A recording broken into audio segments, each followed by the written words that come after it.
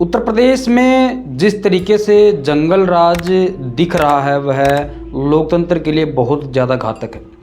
उत्तर प्रदेश में एक जगह है रामपुर, वहाँ पर मिलक थाना लगता है। उस मिलक थाने के अंदर जो उसका जो एरिया जो है उसमें एक ऐसी घटना होती है जो कि बहुत ज़्यादा दुखदाई है इस भारत के लोकतंत्र के लिए और इस देश की आज़ादी के लिए।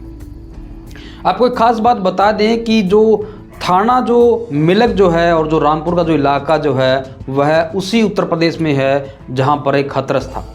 और ऐसी ही एक घटना दोबारा से देखने को मिली है।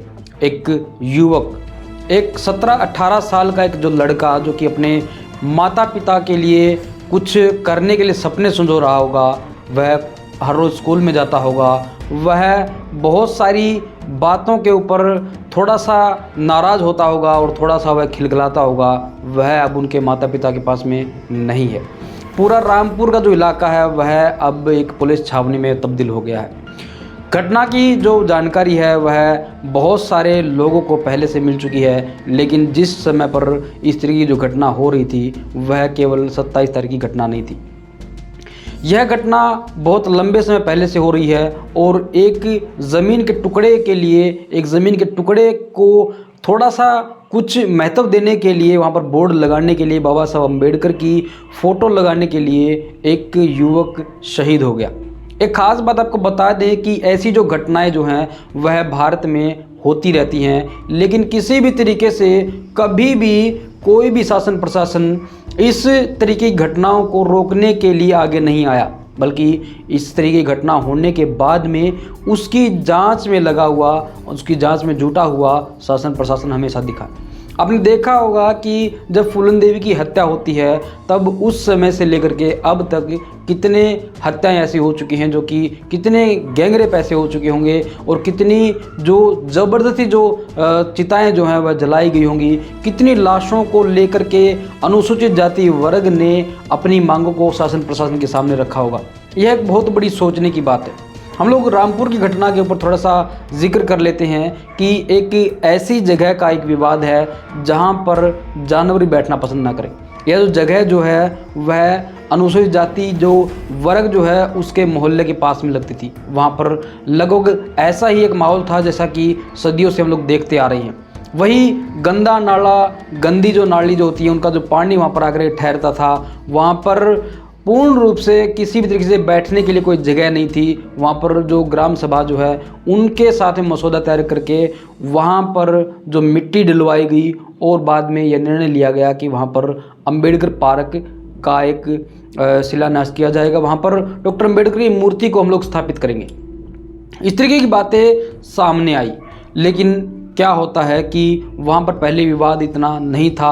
विवाद थोड़ा सा था, कहा सुनी तक था, लेकिन विवाद बढ़ गया और वहाँ पर डॉक्टर अंबेडकर के नाम का बोर्ड लगा दिया। इस बात को देखते हुए जो जातिवादी जो लोग थे उन्होंने उसके ऊपर एक्शन लिया और बात शासन प्रशासन और पुलिस तक पहुँच गई। इस मामले के अंदर आकर के पुलिस ने लोगों को खदेड़ना चाहा, लेकिन लोग वहाँ पर डटे रहे और डॉक्टर अंबेडकर की मूर्ति को लगाने के लिए अड़े रहे।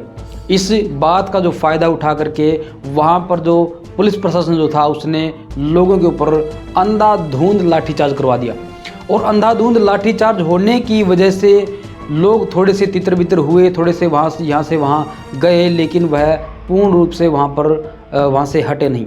इसी बात को ध्यान रखते हुए एक ख़ास बात देखने को मिलती है जो कि अपराधियों के ऊपर देखने को मिलती है।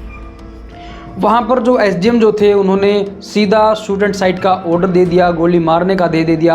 यह बातें तक भी सामने आई कि सभी इस जाति के लोगों को गिरा दो, इसी को सबको मार डालो, इस तरीके की बातें सामने आई। और ऐसा जो एक एक्शन जो लिया गया है वह साफ तौर पर सामने आ रहा है कि दूसरी जाति के जो लोग थे उन्होंने ऐसा करने के लिए पुलिस को उकसाया और पुलिस ने छत पर चढ़ करके अंधाधुंध फायरिंग कर दी।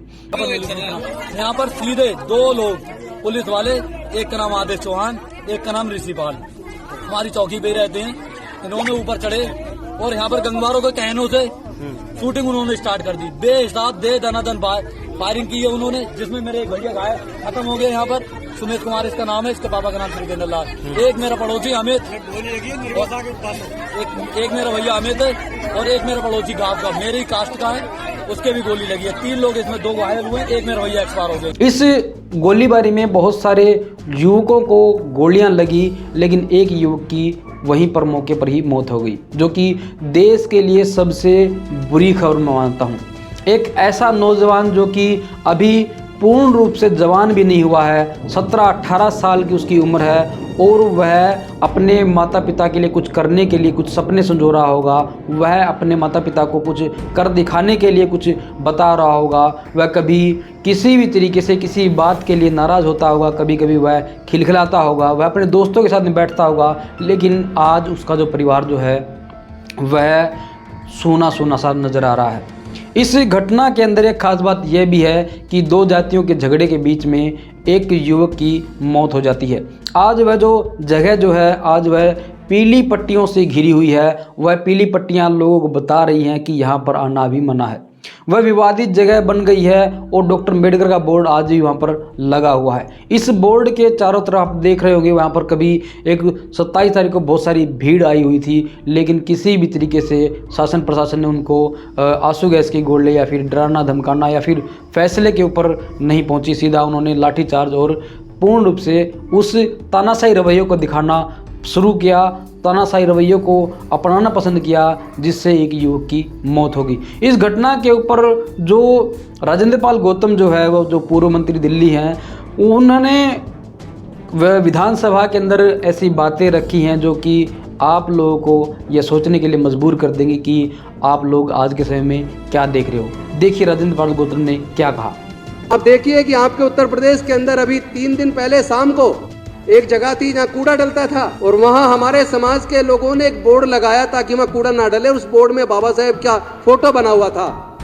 वहाँ पे उत्तर प्रदेश की पुलिस ने जाके खुलेआम उसके सर में गोली मार दी। माननीय अध्यक्ष जी, उसके सर में गोली मार दी। इससे ज्यादा शर्म की बात क्या हो सकती है। इस घटना का जो ब्यौरा है वह लेने के लिए चंद्रशेखर आज़ाद ही पहुंचे और लोगों से मिला।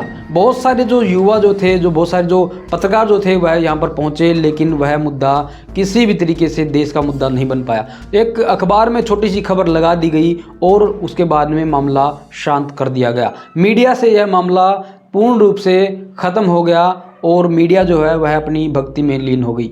इस तरीके की जो बातें हैं वह अछूतों के ऊपर, शेड्यूल कास्ट के लोगों के ऊपर शुरू से होती आई हैं। बहुत सारे ऐसे मामले ऐसे हैं जो कि हमने कवर किए हैं, जिनमें आदमी को मार दिया गया, जाति के आधार पर मार दिया गया और उसकी डेड बॉडी लेकर के लोगों को बैठना पड़ा और शासन प्रशासन से अपनी मांगे बतानी पड़ी। इस तरीके की बातें भी हमने बहुत सारी देखी हैं, लेकिन आप लोग इस बात को जब सुन रहे हैं तो यह अफसोस में ही एक बात है। वह जो अंबेडकर का जो एक बोर्ड था, बाबा साहब अंबेडकर का जो एक बोर्ड था, वह आज ही वहाँ पर छाती ताने खड़ा हुआ है। उसके ऊपर जय भीम जय भारत और अंबेडकर पार्क का नाम लिखा हुआ है। और यह जो बोर्ड है, यह आप लोग देख रहे होंगे, वहाँ पर धम्मचक्र और जो तथागत बुद्ध का जो पंसील का जो झंडा है वह आज भी वहाँ पर लटका हुआ है। आपने एक बात देखी होगी कि इस जगह पर विवाद किस तरीके था। यह जो विवाद जो है, यह केवल इतना सा बताया जा रहा है कि यह जो जगह है वह ग्राम पंचायत की है, मतलब कि वह सरकारी ज़मीन है, ग्राम पंचायत की ज़मीन है, लेकिन वह सबसे नज़दीक जो है, सबसे नज़दीक वह अछूतों के मोहल्ले के साथ में लगती है। इसके आधार पर आप लोग समझ गए होंगे कि अछूतों के मोहल्ला जहाँ पर है, वहाँ पर किसी दूसरी जाति का घर आज भी गाँव में नहीं दिखता, क्योंकि जाति व्यवस्था गहरी इतनी है कि वह एक दूसरे से ऊंचा या नीचा आकलन करवाती रहती है। इस जाति के आधार पर हज़ारों हत्याएं आज भारत में हम लोग दर्ज देख सकते हैं और इसी जाति के आधार पर आगे भी ऐसी ही घटनाएं होती रहेंगी। अगर हम लोगों ने इस जाति को नहीं ख़त्म किया तो आज के बाद में भी ऐसी घटनाएं बहुत सारी देखने को मिलती रहेंगी। आपने एक बात देखी होगी कि जब मनीषा वाल्मीकि को जबरन अंतिम संस्कार करवाया जा रहा था तो किस तरीके से देश में हाहाकार मचा हुआ था। इसी तरीके से देश में जो इस सोमेश की जो हत्या हुई है उसके लिए जो देश में जो आवाज़ उठ रही थी, उस आवाज़ को एकदम से फिर से यूपी पुलिस ने दबाने की कोशिश की है और उसी तरीके से सोमेश का भी आज अंतिम संस्कार करवा दिया गया। इस लड़के का अंतिम संस्कार भी उसी तरीके से किया है जिस तरीके से मनीषा वाल्मीकि का हुआ था। यह अपने आप में एक बहुत बड़ी घटना है। इस घटना को आप लोग देख रहे होंगे कि क्या आज के समय में क्या अछूतों का, पिछड़ों का, क्या किसी भी भूखंड के ऊपर कोई अधिकार नहीं है।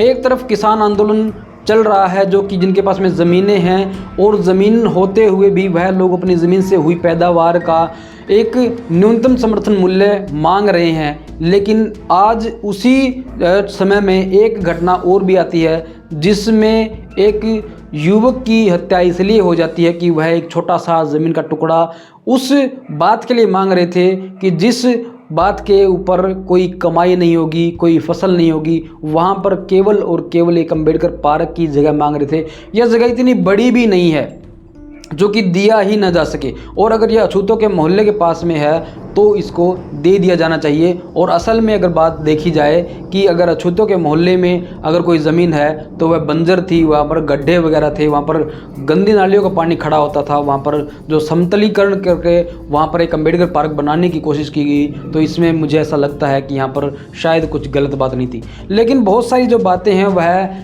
इस तरीके से की जाती हैं कि किसी भी तरीके से अछूतों को कोई अधिकार न हो। वह अच्छे घरों में नहीं रहने चाहिए, अच्छे कपड़े नहीं पहनने चाहिए, उनको अच्छे तरीके से बाल नहीं संवारने चाहिए, वह अच्छी गाड़ियाँ, अच्छे महंगे फ़ोन, लैपटॉप नहीं रखने चाहिए। आज भी लोगों की ज़्यादातर सोच यही है। हम लोग कोशिश करते हैं कि आप लोगों को इस तरीके की जो बातें हैं या फिर जो इस तरीके की जो घटनाएं होती हैं उनके ऊपर एक अपना व्यू रखा जाए और वहाँ आपको उस घटना की जो पूरी जानकारी है वह दी जाए। आप लोग नए हैं तो सब्सक्राइब ज़रूर कर लीजिए। Thank you.